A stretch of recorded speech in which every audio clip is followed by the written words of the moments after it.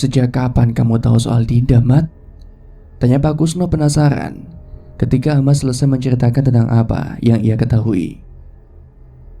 Sejak aku membaca catatan yang ditinggalkan oleh Ajeng.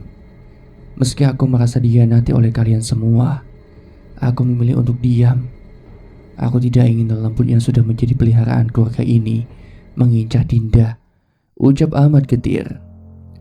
Pak Kusno menghela napas panjang. Dia tidak mengira jika Ahmad sudah mengetahui tentang keadaan Dinda. Maafkan kami, Mat, karena sudah menyembunyikan ini semua. Tapi sekarang ada masalah yang jauh lebih penting. Ada beberapa hal yang belum kau ketahui, jawab Pak Kusno.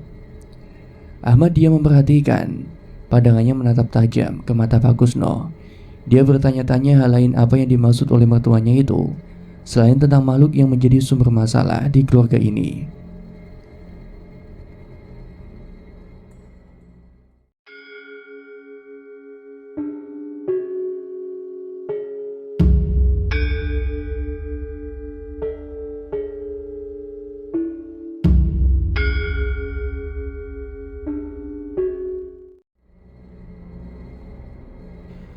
Assalamualaikum warahmatullahi wabarakatuh. Jumpa lagi dan selamat datang kembali di channel Netra Kala.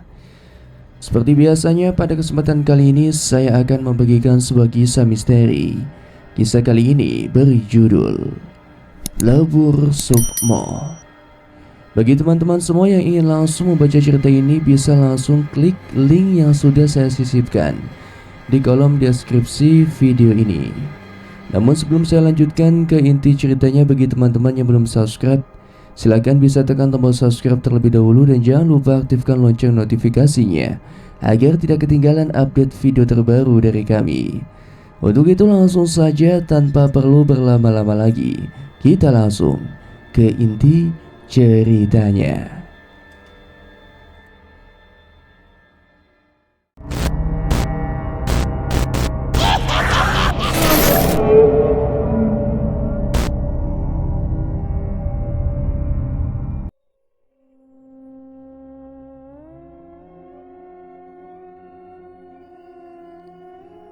Mbok, Pak Kusno kemana? Ucap Dinda saat dirinya tengah masuk ke dapur dan mendapati Mbok Marni sedang menyiapkan makanan. Kenapa, Nduk? Lagi ngurusin taman di samping, jawab Mbok Marni penasaran. Nampak sekali raut wajah Dinda begitu cemas. Semalam Mbok dengar suara wayangan? Tanya Dinda. Mbok Marni menggeleng. Setelah mengantarmu masuk ke dalam rumah, Simbok langsung kembali ke pavilion, Duk. Simbok gak denger tuh suara apapun, ucap Mbok Marni cemas. Radmi semalam datang ke kamar Dinda, Mbok, kata Dinda. Lantas dia langsung menceritakan bagaimana Radmi datang ke kamar memberitahu apa yang sedang terjadi. Hah? Menikahimu? Jawab Mbok Marni tercengang. Tidak mungkin, Din. Seharusnya ritual lebur sukmamu tidak akan bisa membuat kalau mengetahui keberadaanmu, kata Mbok Marni yang sekarang terlihat khawatir. Ayah udah bangun, Mbok? Tanya Dinda mengabaikan Mbok Marni yang tengah berpikir serius. Belum. Coba kamu cek, Din. Mbok panggilkan Pak Kusno dulu, jawabnya sambil berjalan ke arah luar. Dinda langsung saja pergi ke arah kamar bapaknya. Setelah sampai di sana, beberapa kali dia mengetuk, tapi sama sekali tidak ada sahutan dari bapaknya. Tanpa pikir panjang, Dinda langsung menghambur masuk ke dalam kamar Ahmad. Dinda menghela napas. Ketakutannya tidak terbukti. Ahmad masih diam tertidur dalam kamarnya, tidak mau mengganggu. Kembali Dinda menutup pintu pelan-pelan. Apa yang terjadi, Din? Ucap Pak Kusno cemas saat berpapasan dengan Dinda di dapur. Tidak menjawab, Dinda hanya menggelengkan kepalanya. Sudah, mari kita bicara di luar, biar Simbok bikinin minum, ucap Pak Kusno mengiring Dinda ke taman belakang. Cahaya matahari masih belum nampak. Segarnya udara pagi tidak membuat batin Dinda merasa tenang.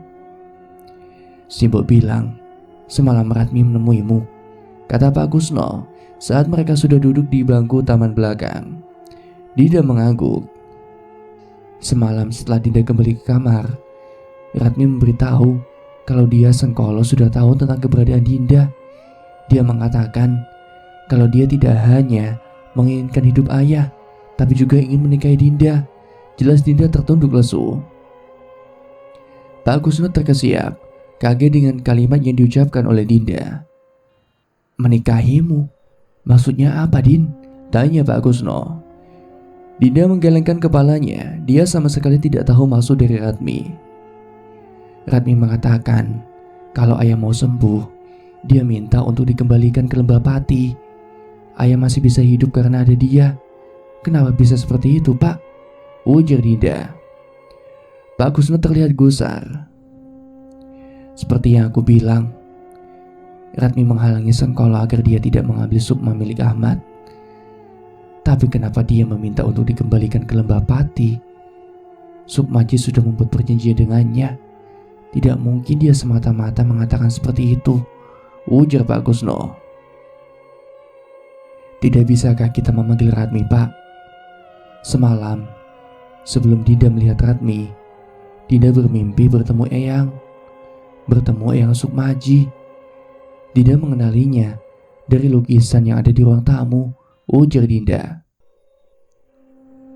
Kamu bermimpi tentang Sukmaji, ujar Pak Kusno. Kini Dinda melihat laki-laki tua itu langsung memejamkan matanya. Mimpimu itu bukan mimpi biasa, Nduk. Apa pesan dari Sukmaji? Ujar Pak Kusno beberapa saat kemudian. Lantas Dinda langsung menceritakan pada Pak Kusno tentang mimpi yang dialaminya. Beberapa kali terlihat Pak Kusno menghela napasnya dalam-dalam. Banyak hal yang bisa membuat ritual lebur Sukma merusak. Salah satunya adalah melakukan hubungan badan dengan orang yang belum sah menjadi suamimu. Apa Dinda sudah pernah melakukan itu? Tanya Pak Kusno lunak. Dinda terdiam, matanya berkaca-kaca. Seketika Dinda teringat dengan Adit. Dinda sebentar lagi mau menikah, Pak. Dinda sudah pernah melakukannya dengan calon suami Dinda, ucap Dinda berat. Seketika Pak Kusno terlihat lemas. Semua sekarang sudah jelas. Seharusnya dengan kembalinya Dinda ke tempat ini tidak akan langsung membuat Sengkolo mengetahui keberadaan cucunya. Pantas saja Ratmi meminta kembali ke Lembah Pati. Maafkan Dinda, Kak, ucap Dinda sayu. Dia benar-benar tidak menyangka apa yang sudah diperbuatnya bisa membahayakan dirinya dan bapaknya. Nasi sudah menjadi bubur, Din. Sekarang yang harus kita lakukan adalah mencoba berkomunikasi dengan Ratmi. Hanya dia yang bisa membantu menahan Sengkolo. Dengan perginya Ratmi, jelas akan membuat Ahmad bisa berjalan kembali. Tapi dengan itu semua, dia tidak akan bisa melindungi kalian, ucap Pak Kusno sembari menghembuskan asap rokok dari mulutnya. Dinda tahu, laki-laki yang ada di depannya sedang memikirkan cara untuk bisa membuat Dinda selamat. Dulu, aku sudah memberitahu Sukmaji untuk tidak menyerang api dengan api. Tapi omonganku itu tidak pernah didengarkan. Sekarang justru malah menjadi bumerang buat kita di sini, lanjut Pak Kusno. Matahari sudah mulai nampak jelas sekarang. Embun pagi yang tadi lihat Dinda mulai menghilang. Apa yang harus Dinda lakukan, Pak? Ucap Dinda lirih. Saya juga tidak tahu, Din. Yang harus kita lakukan saat ini adalah mencoba untuk berkomunikasi dengan Ratmi. Soal Ahmad jangan sampai dia tahu. Dengan kondisinya sekarang hanya akan membuat keadaannya memburuk. Nanti malam kita coba panggil Ratmi, ucap Pak Kusno yang langsung pergi untuk menuju ke arah pavilion. Dinda berjalan lesu ke arah rumah. Rasa bersalahnya muncul saat tahu pengorbanan yang dilakukan oleh orang-orang terdekatnya. Seharusnya aku tidak melakukan itu semua, ucap Dinda saat mengingat apa yang sudah dilakukannya dengan Adit. Kenapa sedih seperti itu, Duk? Tanya Mbok Marni yang mendapati Dinda tertunduk lesu. Melihat Mbok Marni tanpa pikir panjang, Dinda langsung memeluk wanita tua itu, menumpahkan segala perasaannya. Sudah, tidak ada yang perlu disesali. Seperti yang diucapkan kakekmu, nasi itu sudah menjadi bubur.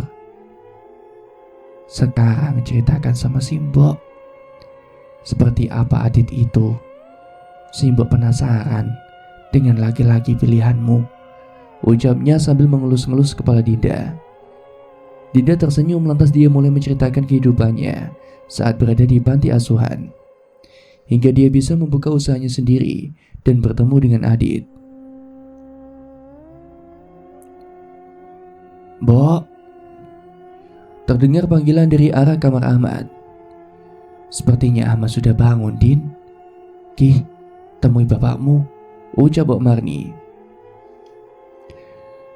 Tanpa menunggu lama, Dinda langsung melesat pergi ke kamar bapaknya. Entah kenapa pagi ini dia merasa ingin berinteraksi dengan bapaknya. Sudah bang, ucap Dinda terhenti. Tatapannya nanar saat melihat Ahmad sudah duduk bersandar di punggungan kasurnya. Pak Kusno udah kesini ya? Tanya Dinda berjalan cepat ke arah bapaknya. Ahmad menggeleng. Terus, yang bantuin ayah duduk siapa? Tanya Dinda penasaran. Ahmad tersenyum sumringah. Alhamdulillah, Dok. Bapak tiba-tiba tadi bisa menggerakkan tangan, ucapnya sambil mengangkat tangan kanannya. Bukan merasa senang, justru Dinda malah terlihat khawatir. Kamu tidak senang toh kalau ayah sudah mulai sembuh, ucap Ahmad saat mendapati raut wajah Dinda yang terlihat aneh. Enggak ya, Dinda cuma kaget. Padahal baru beberapa hari ayah terapi, tapi udah bisa menggerakkan tubuh ayah, balas Dinda mencoba untuk meyakinkan bapaknya. Semalam ayah bermimpi ketemu dengan ibumu. Dia bilang kalau besok pagi ayah sudah bisa duduk sendiri. Lalu Ajeng memberikan minum ke ayah. Dalam mimpi itu, ayah melihatmu sedang menikah dengan seorang laki-laki yang gagah dan tampan, cerita Ahmad. Seketika jantung Dinda berdesir. Meski memang ia mau menikah dengan Adit, tapi justru ingatan tentang ucapan Ratmi tentang Sengkolo yang ingin menikahi Dinda justru menguasai batinnya. Tidak mau membuat bapaknya khawatir, Dinda mencoba untuk mengikuti alur pembicaraan yang diinginkan oleh bapaknya. Terlebih seharusnya Dinda juga bahagia karena Ahmad mulai bisa menggerakkan tubuhnya. Ya udah, sekarang Dinda panggilkan Pak Kusno ya. Badan ayah udah bau, ucap Dinda nyengir seolah bau badan Ahmad mengganggu indera penciumannya. Ahmad terkekeh mendengar ucapan Dinda dan buru-buru mengusap kepala anaknya. Nanti ke makam ibu dan kakek nenekmu ya. Kemarin belum jadi kan? Pinta Ahmad. Dinda hanya mengangguk, menyetujui dan pamit keluar ruangan. Mbok, kata Dinda lirih mendekati Mbok Marni yang tengah duduk di teras belakang rumah. Ahmad mau bersih-bersih. Mbok panggilkan Pak Kusno ya, tanya Mbok Marni yang mengira Ahmad meminta Dinda untuk memanggilkan Pak Kusno. Ayah tiba-tiba bisa menggerakkan separuh badannya, Mbok, ucap Dinda. Sekarang justru malah Dinda khawatir jika peringatan Ratmi benar. Maka sebentar lagi tubuh ayah akan dikendalikan oleh demit milik keluarga ini, lanjut Dinda. Benar kamu, Din. Astaga, kenapa jadi malah ruwet seperti ini ya? Kamu sekarang mandi, sarapan, Simbok yang bilang ke kakekmu. Sekalian dia lihat keadaan Ahmad, ucap Mbok Marni. Dinda yang tidak tahu apa yang harus dilakukan hanya mengangguk dan langsung masuk ke dalam rumah. Makam ibu ada di mana ya? Tanya Dinda saat mereka tengah bersiap pergi ke makam keluarganya. Deket, Din, kita jalan aja ya. Bapak sama ibu ikut kan? Ucap Ahmad melihat ke arah Pak Kusno dan Mbok Marni. Seketika semua diam. Ada kecanggungan di sana. Tumben ayah nyebut Pak Kusno dan Mbok Marni pakai bapak sama ibu. Pancing Dinda tersenyum jahil. Seketika wajah Ahmad terlihat panik. Sudah, Kami ikut, Pak. Sudah lama tidak nyekar, ucap Agusno. Melihat itu, Dinda yang ada di belakang bapaknya hanya tersenyum geli dan mengerling kedua orang tua di depannya. Orang-orang aneh, batin Dinda yang merasa bahwa keluarganya penuh dengan drama. Memang apa salahnya untuk jujur kalau Pak Kusno dan Bu Marni adalah mertuanya. Tidak ingin terlalu siang, akhirnya mereka berempat berjalan untuk menuju pemakaman yang ada di kampung tersebut. Beberapa warga sempat berhenti dan menyapa Ahmad. Mereka mengira kalau Dinda adalah pasangan Ahmad. Tidak mau membuat banyak pertanyaan, Ahmad hanya tersenyum dan mengatakan kalau Dinda adalah keponakannya. Mendengar itu, Dinda hanya menggeleng-geleng. Arahnya kemana ini, Om? Tanya Dinda mencoba mengerjai bapaknya.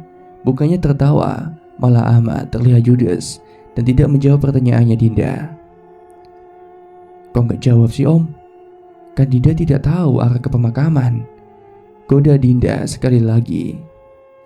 Di sisi kanan kirinya, Pak Gusno dan Bu Marni cengar-cengir melihat kelakuan Dinda. Duk, jangan bikin ayang gak enak hati ya, ucap Ahmad semberut. Bukannya berhenti, justru malah Dinda semakin menjadi-jadi. Ayah siapa, Om? Ayah Dinda udah lama gak ketemu, gak tahu tuh sekarang di mana, ucap Dinda nyengir, mengira candaannya akan dibalas oleh Ahmad. Om, kau diam sih, Om, goda Dinda sekali lagi. Pak Kusno, Bapak saja yang dorong kursi rodanya, ucap Ahmad singkat. Dinda terkesiap mendengar ucapan Ahmad. Dia tahu bapaknya sedang merajuk. Bukannya minta maaf, justru Dinda berhenti mendorong dan segera menarik tangan Bu Marni dan berjalan cepat ke depan. Mat, kamu ini udah tua kok masih yang ngambekan. Dinda itu udah lama tidak kenal orang tuanya loh. Kamu bilang dia keponakanmu, ya pasti dia merasa tidak nyaman, tegur Pak Kusno. Maaf Pak, saya cuma gak ingin menambah masalah, balas Ahmad lirih. Ya sudah, sifat egoisme itu meski dikurangi, dia bukan Ajeng yang bisa sabar menghadapi sifat burukmu itu, ujar Pak Kusno sambil mulai mendorong kursi roda yang Ahmad tumpangi. Ya Pak, iya, nanti biar Ahmad bicara dengan Dinda. Lalu kapan saya bisa memberitahu Dinda siapa kalian sebenarnya? Tidak adil kalau dia tidak tahu siapa kalian sebenarnya, ucap Ahmad. Kapanpun kamu mau, katakan saja semua, ucap Agusno tersenyum. Dia berpikir memang tidak baik jika di antara mereka terus berdrama seperti ini. Toh setelah ini pasti banyak masalah yang harus diselesaikan bersama. Terima kasih Pak, saya punya hutang budi sama bapak dan ibu, ucap Ahmad. Sudah, jangan dipikirkan, bapakmu juga sudah menitipkanmu padaku. Selain sebagai mantu yang tidak berguna, kau juga sudah kuanggap seperti anak kandungku sendiri, gagah Pak Kusno yang langsung ditanggapi dengan wajah Ahmad yang cemberut. Tidak berguna katanya, batin Ahmad kesal. Nanti saya kasih waktu berdua di makam sama Dinda ya Pak, biar saya jelaskan semuanya, ucap Ahmad serius. Terserah kamu Mat, yang penting sekarang jaga anakmu. Dia belum tahu keseluruhan tentang siapa keluarga Sukmaji sebenarnya. Paham kan maksudku? Ucap Pak Kusno tegas. Saya paham Pak, jika memang wanita itu akan mengambil saya. Tolong jaga Dinda ya Pak. Sedari beberapa waktu itu, saya terus dimimpikan Ajeng. Dia selalu minta saya untuk menemaninya, ucap Ahmad lirih. Pak Kusno menghela nafasnya. Dia berpikir, semestinya Ahmad juga harus mengetahui semuanya. Setelah kamu bicara dengan Dinda tentang siapa kami, ada yang ingin aku bicarakan tentang Sukmaji, kata Pak Kusno. Keputusannya sudah bulat, tidak ada yang perlu disembunyikan lagi dari Ahmad. Soal apa Pak? Tanya Ahmad penasaran. Nanti, Setelah Dinda tahu siapa kami sebenarnya, akan aku beritahu, tegas Kusno. Mereka terus berjalan, sampai 15 menit kemudian akhirnya nampak gapura pemakaman yang nampak terlihat suram. "Din, sini," panggil Ahmad saat mereka mulai masuk area pemakaman. "Ada apa, Om?" tanya Dinda yang masih sebal dengan Ahmad. "Ya sini, Om mau Dinda dekat-dekat dengan Om," ucap Ahmad. Mendengar apa yang diucapkan bapaknya justru Dinda merinding, merasa sedang dipanggil Om-Om hidung belang. "Ih, geli tau ya," sungguh Dinda saat berada di samping Ahmad. "Ya kamu panggil ayah pakai sebutan Om. Ya udah kan emang itu kepinginan kamu," ucap Ahmad tergagah. Ingin sekali dia melihat Dinda sewaktu kecil, melihat tingkah menyebalkannya. "Sudah di sini saja, Pak," ucap Ahmad berbicara dengan Pak Kusno. "Bunganya mana ya, Pak?" lanjut Ahmad. "Loh, bukannya tadi dibawa kamu ya?" tanya Pak Kusno. Dia sebenarnya tahu kalau Ahmad sedang mencoba untuk berduaan dengan Dinda dengan beralasan mencari bunga. "Loh, saya kan tadi sudah bilang beli bunganya di tempat Pak Malik. Kirain sudah dibelikan," ucap Ahmad dengan nada mulai meninggi. "Udah ya, gak apa-apa. Gak usah pakai bunga juga gak apa-apa kan?" tengah Dinda yang tidak mau melihat ayahnya marah-marah pada Pak Kusno dan Mbok Marni. Sejenak Ahmad memandangi Pak Kusno, mengedipkan matanya. "Saya permisi beli bunga dulu ya. Cuma di depan situ kok. Bapak sama Dinda tunggu di bawah pohon itu saja, biar gak panas." "Ayo Bu," kata Pak Kusno yang langsung menggandeng Mbok Marni. "Ya, kan gak perlu seperti itu sama mereka.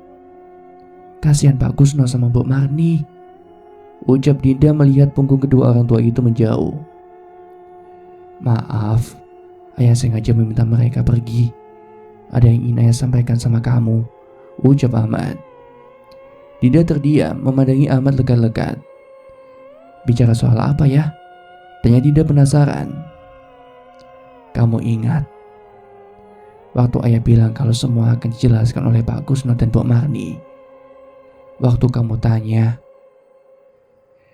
kenapa ibumu bisa sampai menaruhmu di panti?" ujar Ahmad. Dinda mengangguk mengiyakan. "Memangnya Dinda tidak penasaran siapa orang tua dari ibumu?" tanya Ahmad memandang putri semata wayangnya. "Ya penasaran ya, tapi kan ayah bilang nanti Dinda pasti tahu semua. Ya udahlah, kalau udah waktunya pasti juga akan ayah cerita," ucap Dinda yang mulai mengerti arah pembicaraan ayahnya. Dia tidak mau memberitahu Ahmad kalau sebenarnya ia sudah tahu kalau Pak Kusno dan Mbok Marni adalah orang tua ibunya. "Sudah lama Pak Kusno dan Mbok Marni bekerja sama eyangmu. Bahkan dulu Mbok Marni yang membantu eyang putri untuk mengurus ayah. Singkatnya, saat ayah berumur 24 tahun, tiba-tiba saja eyang kakung meminta ayah untuk menikahi perempuan. Kamu tahu siapa perempuan itu?" tanya Ahmad. Dinda menggeleng, pura-pura tidak tahu siapa wanita yang dimaksud oleh bapaknya. "Anak dari Pak Kusno dan Mbok Marni," ucap Ahmad singkat. "Maksud ayah, jadi Mbok Marni dan Pak Kusno itu orang tua ibu?" tanya Dinda mengikuti alur pembicaraan bapaknya. Ahmad pun mengangguk. Kenapa ayah gak cerita sama Dinda dari awal? Padahal Dinda sering minta ini sama itu sama Mbok Marni, ucap Dinda pura-pura kesal. "Maafin ayah, Nduk. Itu semua karena keluarga Sukmaji. Kalau mereka tidak melakukan perbuatan syirik itu, pasti kita masih berkumpul bersama dengan ibumu," ujar Ahmad getir. Dinda sedikit tersentak. Entah kenapa dia merasa kalau sebenarnya Ahmad tahu sesuatu. "Maksudnya ya?" tanya Dinda penasaran. Kali ini dia sedang tidak pura-pura. "Keluarga Sukmaji secara turun-temurun itu memiliki sebuah ikatan perjanjian dengan makhluk gaib," kata Ahmad. Mengucapkan itu seketika suasana menjadi tegang. Mereka tidak sadar jika sedang membicarakan hal ini di pemakaman. Ayah tahu semua itu dari catatan yang ditinggalkan oleh eyang kakungmu. Semenjak itu pula, ayah mencari kebenaran tentang apa yang sebenarnya terjadi. Dengan dibantu oleh Hamdan, akhirnya ayah tahu tentang apa yang terjadi denganmu.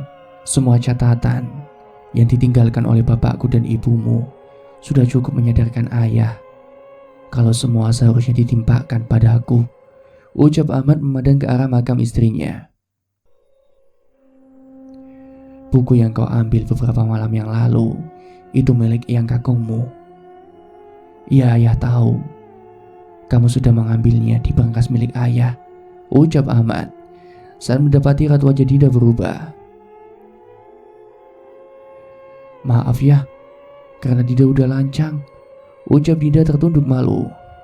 Udahlah, tidak ada yang perlu disesali. Kalau ayah jadi dirimu juga pasti akan mencari tahu lebih, tugas Ahmad tersenyum pada Dinda. Jadi ayah yang minta Pak Hamdan untuk mencari Dinda? Tanya Dinda. Ahmad menolehkan kepalanya, memandang Dinda lekat-lekat. Tidak, ayah tahu anak ayah masih hidup, tapi tidak mau membuatmu masuk ke dalam lingkaran setan. Ingat, waktu ayah minta kamu untuk pergi saat pertama kali bertemu, ayah benar-benar khawatir, Duk. Bahkan sempat ayah marah besar pada Hamdan karena sudah membawamu kembali ke rumah terkutuk itu. Jelas Ahmad. Dinda diam. Dia mengingat-ingat semua ucapan yang dilontarkan ayahnya. Kenapa ayah bohong? Kalau ayah tidak tahu alasan kenapa ibu menaruh Dinda ke panti, tanya Dinda lirih. Kini Dinda melihat mata Ahmad mulai memerah. Ayah tidak mau membuatmu khawatir. Meski Hamdan memastikan kalau ritual yang sudah dilakukan Pak Kusno dan bapakku akan menyelamatkanmu, tapi ayah yakin selama ayah masih hidup, makhluk itu akan selalu menjadi masalah di keluarga kita. Dan ayah juga tidak mau membuat Pak Kusno dan Mbok Marni kepikiran. Mereka itu orang-orang baik. Ayah punya hutang budi dengan mereka, ucap Ahmad sungau. Dinda pikir keluarga itu harus saling membantu. Dengan kalian menyembunyikan rahasia satu sama lain, akhirnya juga akan membuat masalah akan semakin rumit. Dinda belajar hidup berbagi saat hidup di panti, ucap Dinda mantap. Dia memang selama ini selalu diajari oleh Bu Nawang agar tidak menyimpan masalahnya sendiri. Setelah kita pulang dari makam, kita bicarakan dengan Pak Kusno dan Mbok Marni. Kita coba selesaikan semuanya. Jangan ada rahasia dan kebohongan lagi. Dinda mohon sama ayah, ucap Dinda saat melihat Pak Kusno dan Mbok Marni tengah berjalan ke arah mereka. Tidak menjawab, Ahmad pun mengangguk, mengiyakan. Ini bunganya, maaf lama Pak, ucap Mbok Marni sambil menyerahkan keranjang bunga mawar dan kenanga untuk diletakkan di makam Ajeng dan keluarga lainnya. Mari Pak, Mbok, kita ke makam Ajeng dulu, ucap Ahmad.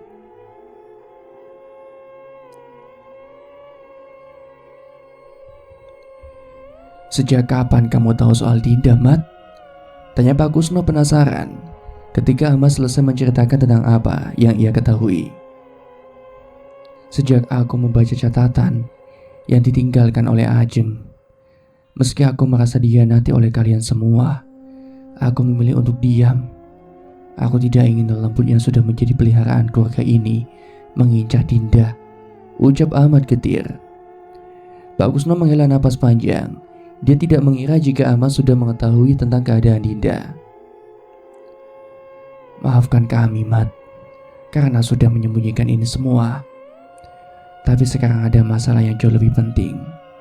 Ada beberapa hal yang belum kau ketahui, jawab Pak Kusno. Ahmad diam memperhatikan. Pandangannya menatap tajam ke mata Pak Kusno.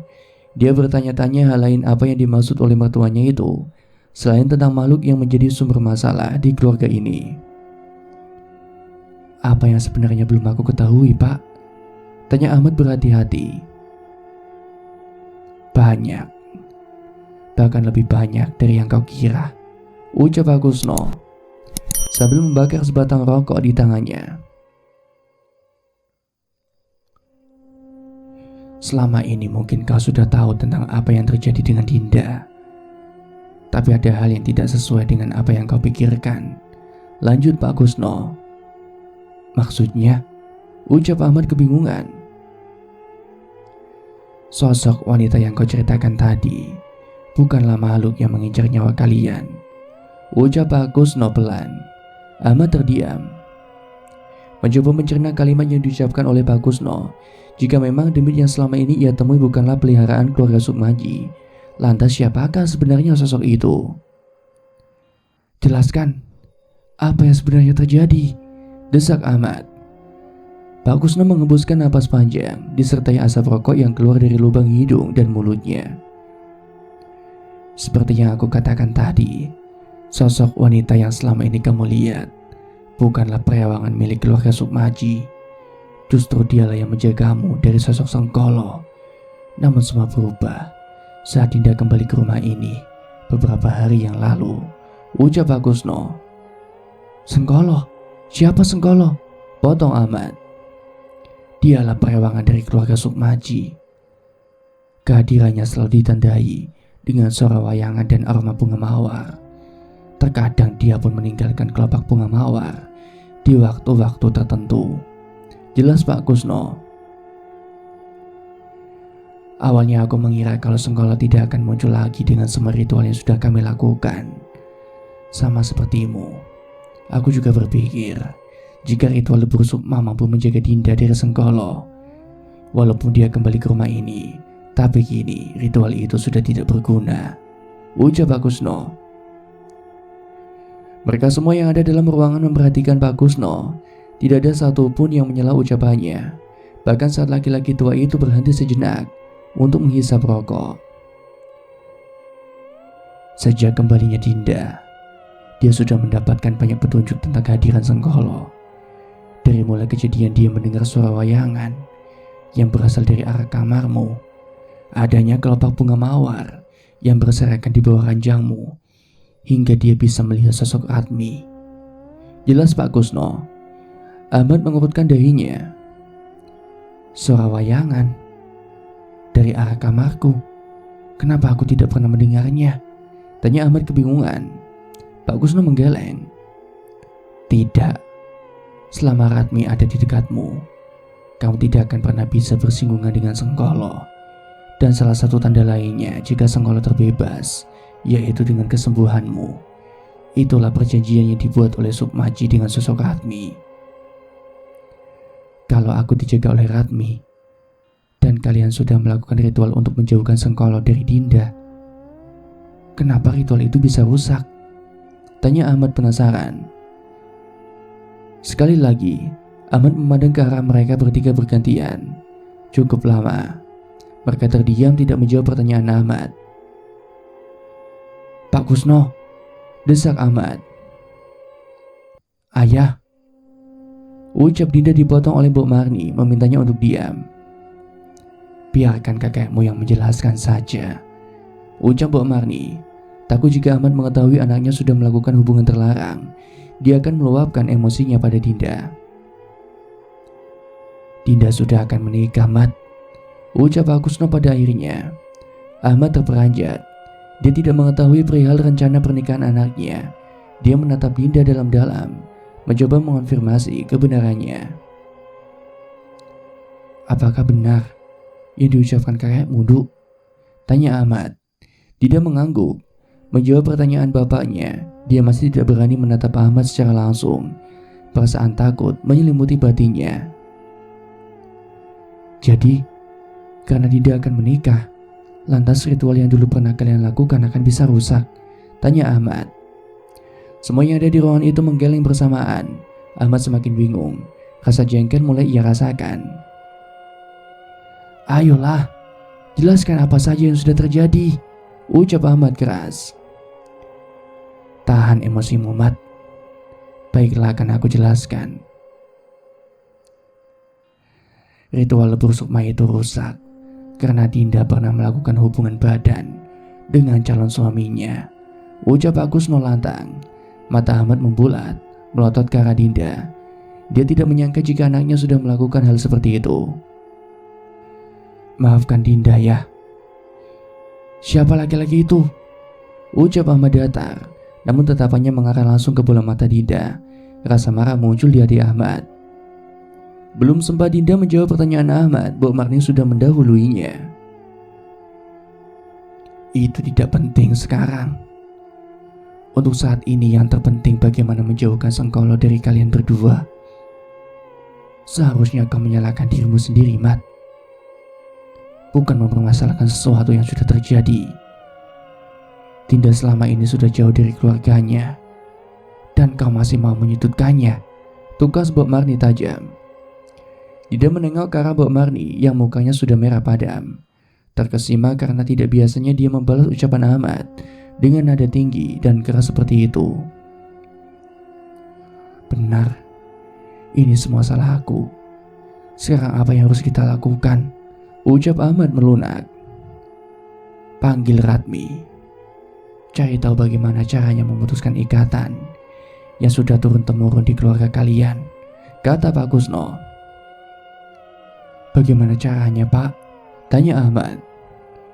Itu urusanku. Yang penting sekarang kalian harus bersiap saja dengan kemungkinan-kemungkinan yang terburuk. Aku tahu bagaimana ganasnya Sengkolo. Aku sendiri sudah melihat bagaimana dia berbuat keji pada manusia. Ucap Pak Kusno sembari beranjak meninggalkan ruangan. Tunggu dulu Pak, aku belum selesai.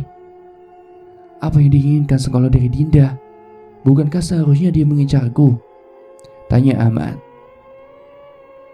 Selain mengambil nyawamu, saat ini dia juga menginginkan menikahi Dinda.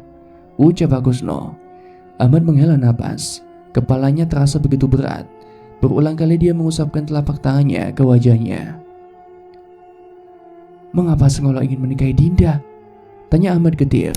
Mbok Marni benar-benar terenyuh dengan nasib Ahmad. Tenangkan dirimu, Mat. Berdoalah. Semoga semuanya baik-baik saja. Ucap Mbok Marni.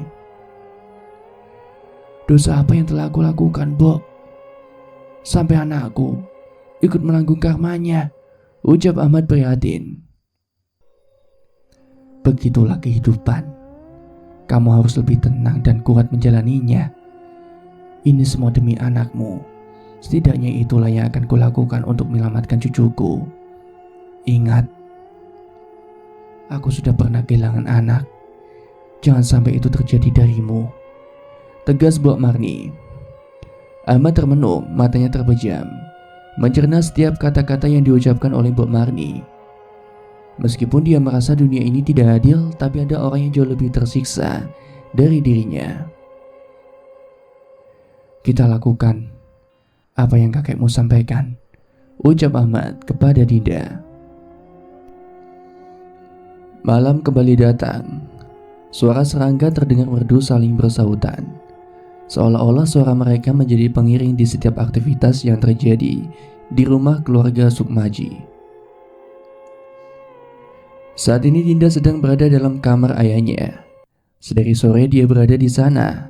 Ahmad memintanya untuk menceritakan semua detail apa yang sudah Dinda lalui selama ini.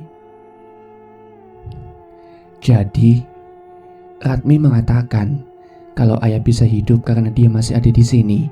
Tanya Ahmad dengan nada tidak percaya. Dinda menganggukkan kepalanya. Itu yang diucapkan Ratmi ya. Bukan Dinda tidak senang dengan kesembuhan ayah, tapi khawatir kalau apa yang dikatakan jin itu benar. Potong Ahmad. Dinda kembali menganggukkan kepalanya. Jangan mudah percaya dengan ucapan mereka, Nduk.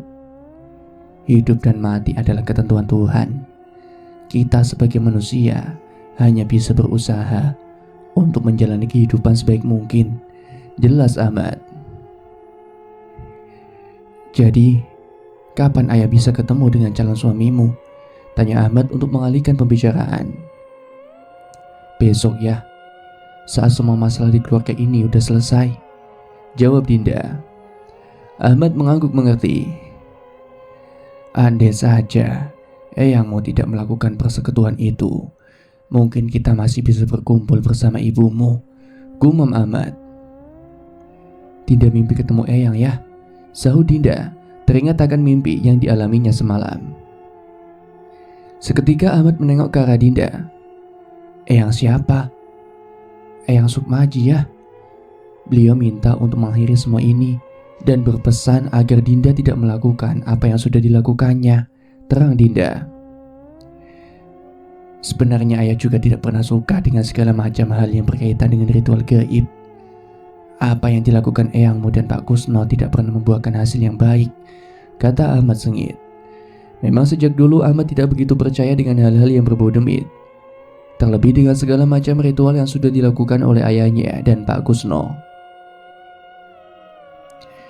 Eyang hanya ingin anaknya bisa hidup lebih lama.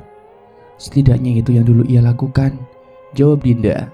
Matanya menatap lurus ke arah Ahmad, seolah sedang memberitahu apa yang dilakukan oleh Sukmaji semata-mata untuk kehidupan anak-anaknya. Tidak percaya, ucap Dinda tersenyum. Sekarang apa bedanya dengan ayah yang membiarkan Dinda hidup di panti asuhan? Ayah membiarkan Dinda hidup di panti agar memiliki kehidupan yang normal. Ya mungkin sama saja dengan Eyang. Dia juga menginginkan agar anaknya bisa menjalani hidup yang normal, walaupun dengan mengorbankan banyak orang. Lanjut Dinda. Ahmad termenung mendengar penuturan Dinda, seolah mendapatkan tamparan yang keras. Dia menyadari ternyata selama ini apa yang sudah dilakukannya juga tidak jauh berbeda dengan Sukmaji. Kenapa ya? Kenapa tatapan ayah begitu? Tanya Dinda. Saat mendapati Ahmad sedang menatapnya dengan sorot mata kagum. Ahmad menggelengkan kepalanya. Maafkan perbuatan ayah, Din. Semuanya pasti berat untukmu. Sudah ya, lebih baik kita segera bersiap, ujar Dinda sembari membantu Ahmad mengenakan sweater miliknya. Setelah Ahmad selesai memakai baju hangatnya, segera mereka keluar kamar untuk menuju taman belakang di mana Pak Kusno dan Bu Marni sedang mempersiapkan ritual untuk memanggil Ratmi. Sampainya di sana, Dinda segera mendorong kursi roda menuju ke arah Pak Kusno dan Bu Marni yang sedang duduk di bawah pohon mangga. Apa semua ini aman, Pak? Tanya Ahmad penuh keraguan. Kenapa? Kamu takut? Kalau takut lebih baik kamu tunggu di kamar saja, tugas Pak Kusno. Ahmad tertawa mengejek. Takut? Sudah puluhan kali aku bertemu dengan wanita itu, Pak. Apalagi yang perlu aku takutkan? Timpal Ahmad mengejek. Aku lupa kalau kau sudah berteman dengan demit itu. Bahkan kalian sudah sering tidur bersama kan? Ucap Pak Kusno menimpali Ahmad. Dejak Ahmad. Dulu memang laki-laki di depannya ini tidak pernah berubah. Mulutnya seringkali menyambar-nyambar seperti wanita yang suka bergosip saat membeli sayur di Mang Tarkim. Ya, Dinda tidak menyangka selera ayah seperti itu. Emangnya ibu kurang cantik? Ucap Dinda yang kini sudah berdiri di sebelah Ahmad. Butuh karo simbar anu bedone, gerutu Ahmad jengkel. Oh alamat, Mat. Wis tuwa cek mutungan kowe iki. Sopo sing mutungan sih, Pak? Jenengan niku, Pak. Wis sepo lamine lemes kaya bakul dawet, balas Ahmad tidak terima. Seketika senyum di bibir Pak Kusno menghilang. Ia menatap Ahmad marah, sedangkan Dinda dan Mbok yang melihat tingkah mereka terkikik geli. Sepertinya sebentar lagi pesta pernikahan mereka akan diumumkan, Mbok, bisik Dinda. Iya, Nduk, bener. Si Mbok ikhlas kalau kakekmu ikut menikahi sama Ahmad, balas Mbok Marni. Lambene, ucap kedua laki-laki itu menolehkan kepala mereka ke arah Dinda dan Mbok Marni yang masih cekikikan. Tuh kan lihat, Mbok, bisa kompakan gitu, sahutnya tertawa keras. Dia sudah tidak bisa menahan tawanya. Di bayangannya muncul Ahmad dan Pak Kusno yang tengah mengenakan pakaian pengantin. Sido aki, apa arep gamble wae, kata Pak Kusno, berusaha untuk mengalihkan topik pembicaraan. Dinda dan Mbok Marni mengangguk dengan masih menahan tawa, sedangkan Ahmad terlihat mencibir. Ya sudah, kalian mundur, jangan lakukan apapun, ucap Pak Kusno kembali serius. Sejurus kemudian Pak Kusno langsung duduk di depan sesajen yang sudah ia siapkan. Kemudian ia menghidupkan dupa dan kemenyan di atas tungku kecil. Sontak mereka bertiga yang ada di belakang Pak Kusno mundur beberapa langkah. Entah apa yang dilakukan oleh Pak Kusno, yang terdengar hanyalah gumaman. Beberapa menit menunggu, mereka mengarahkan pandangan ke segala sisi, seolah-olah sedang mencari sesuatu. Hingga terasa hawa dingin yang menyeruak di antara mereka. Suasana yang awalnya tenang tiba-tiba saja berubah saat hembusan angin datang. Dida merapatkan tubuhnya ke Mbok Marni. Matanya tertuju pada pohon mangga yang ada di hadapannya. Terlihat asap tebal muncul di depan Pak Kusno, kemudian berubah memadat menjadi siluet sosok wanita. "Ratmi," ucap Dinda lirih.